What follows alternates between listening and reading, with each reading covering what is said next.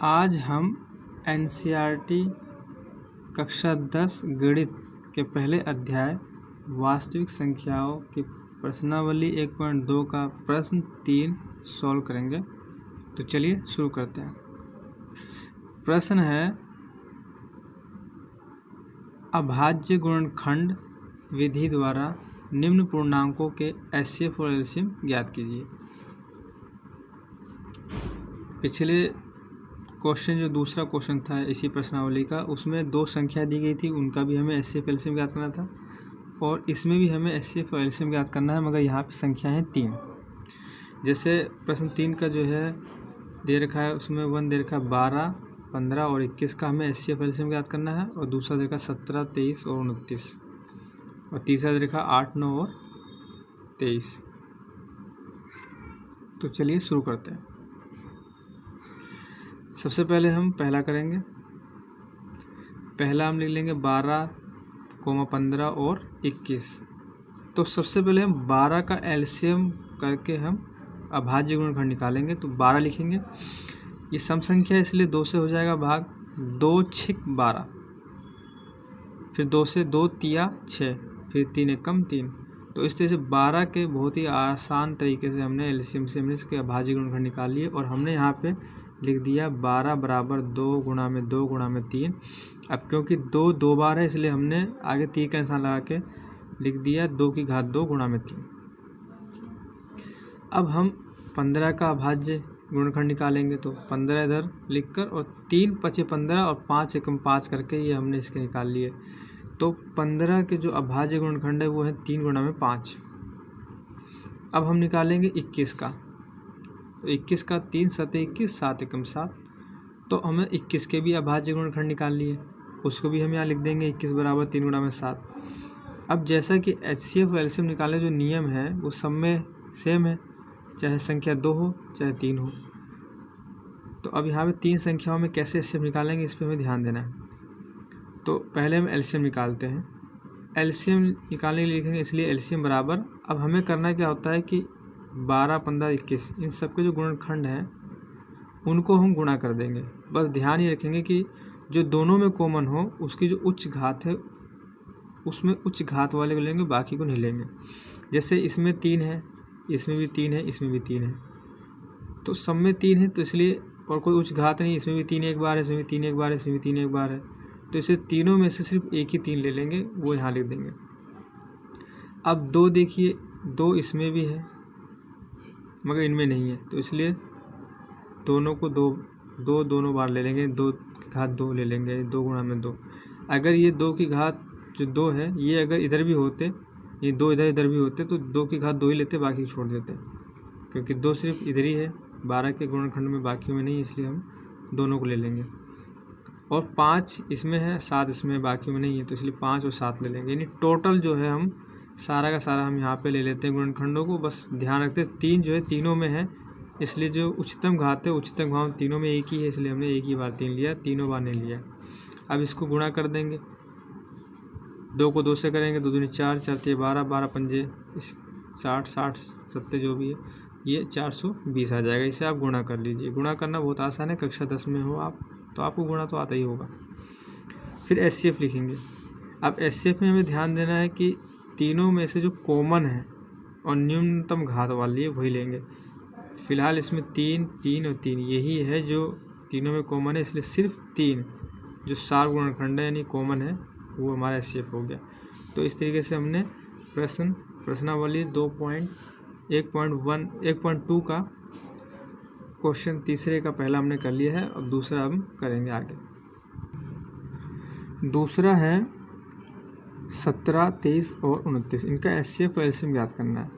अब देखिए 17 का हम अगर एलसीएम से गुणनखंड निकालते हैं तो ये इसका गुणनखंड नहीं होने वाला, सिर्फ 17 गुणा में 1, ये 17 एकम 17 ही रहेगा। और 23 का निकालेंगे तो 23 एकम 23 और 29 का 29 एकम 29, यानी कि एक तो ये खुद ही एक संख्या, ये संख्या खुद ही अपना गुणनखंड है और एक है बस। तो इसलिए हम 17 का लिख लेंगे 17 गुणा में 1, 23 गुणा में 1, 29 गुणा में 1। अब एलसीएम में क्योंकि तीनों संख्याओं का जो अभाज्य गुणनखंड है उसमें सिर्फ एक ही एक संख्या, वो भी अलग अलग है, कोई कॉमन नहीं है, कुछ नहीं है, तो इसलिए हम इनको तीनों को हम लिख लेंगे। इसलिए एलसीएम बराबर 17 गुणा में 23 गुणा में 29, और इसे हम गुणा कर देंगे तो ये आएंगे। पहले हम करेंगे 23 को 17 से गुणा करेंगे और जो गुणनफल आएगा उसको हम 29 से गुणा कर देंगे। तो इस तरीके से हमारा आंसर आ जाएगा 11,339। ये एलसीएम है। अब एचसीएफ में ध्यान दीजिए, एचसीएफ हमारा होता है सब जो दो संख्या है, तीन संख्या में जो अभाज्य गुणनखंड है उनके जो कॉमन होता है तीनों में वो होता है एचसीएफ। अब यहाँ पे देखो 17, 23, 29 ये सारे सारे अलग अलग हैं, तो ये तो हो नहीं सकते, मगर कॉमन एक तीनों में होते हैं, क्योंकि जो संख्या खुद से भाज्य हो जाती है वो एक से भी हो जाती है। तो इसलिए तीनों में एक जो है कॉमन है, इसलिए हमारा एचसीएफ 1 हो जाएगा। तो ये प्रश्न भी सोल्व हुआ। अब हम तीसरा प्रश्न करेंगे।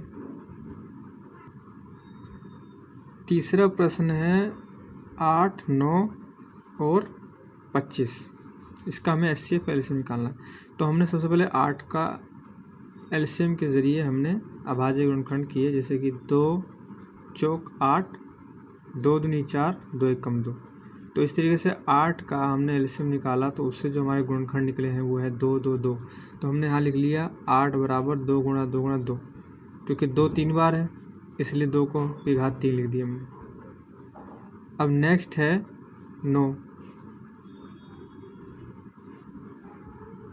तो हमने 9 का एलसीएम निकाला, तो 3 तिया 9 और 3 एकम 3। तो इसलिए 9 का जो एलसीएम है तो उससे हमारा जो गुणनखंड निकले वो 3 और 3 निकले। इसको लिख लेंगे हम 9 बराबर 3 गुणा में 3, और क्योंकि 3 2 बार इसलिए 3 की घात 2 लिख देंगे। अब हम 25 का निकालेंगे। 25 5 पचे 25 और 5 एकम 5 यानी 5 5 ये निकले हैं। तो 25 बराबर 5 गुणा में 5। तो 25 के जो अभाज्य गुणनखंड है वो 5 गुणा में 5 है, और 5 2 बार इसलिए हम 5 की घात 2 लिख देंगे। तो अब एलसीएम निकालेंगे। तो इसलिए एलसीएम बराबर, अब यहाँ ध्यान देने वाली बात यह है कि 2 यहाँ पे 3 बार है और कहीं 2 है नहीं, तो इसलिए 2 की घात 3 यहाँ पर लिख देंगे। 3 की घात 2 है मगर 3 और कहीं नहीं है, इसलिए 3 की घात 2 यहाँ पे आ जाएगी, और 5 जो है यहीं पर है बाकी में नहीं, तो 5 की घात 2 आ जाएगी। तो क्योंकि हमने घात में कर दिया, बदल दिया, इसलिए हमने घात के साथ कर दिया। अदरवाइज़ हम पूरे इन 2 2 2 3 3 और 5 5 को साथ में रख के हम गुणा कर सकते हैं। तो हमने जो घातें हमने ली है तो इसको हमने खोल दिया है। 2 गुणा में 2, 2 जो है 3 बार है तो इसलिए हमने इसको 3 बार खोल दिया। 3 जो है 2 बार है इसलिए हमने इसको 2 बार खोल दिया। 5 2 बार है इसलिए 5 को 2 बार खोल दिया। अब हम इसको पूरे को गुणा करेंगे, और कैसे करेंगे वो ध्यान से देख लीजिए। 2 को 2 से करेंगे, जो आएगा उसे फिर 2 से करेंगे, फिर जो आएगा उसे 3 से करेंगे, फिर जो आंसर आएगा उसको 3 से करेंगे, फिर उसको जो आंसर आएगा 5 से करेंगे, जो आएगा फिर 5 से करेंगे, फिर जो वही 1800 आ जाएगा। जैसे 2 दूनी 4, 4 दूनी 8, फिर 8 को 3 से इस तरह से करेंगे और 1800 आ जाएगा आंसर। ये हमारा एलसीएम हो जाएगा। अब एचसीएफ हमारा देखिए यहाँ पे 2 3 और 5 ये तीनों संख्या अलग अलग हैं।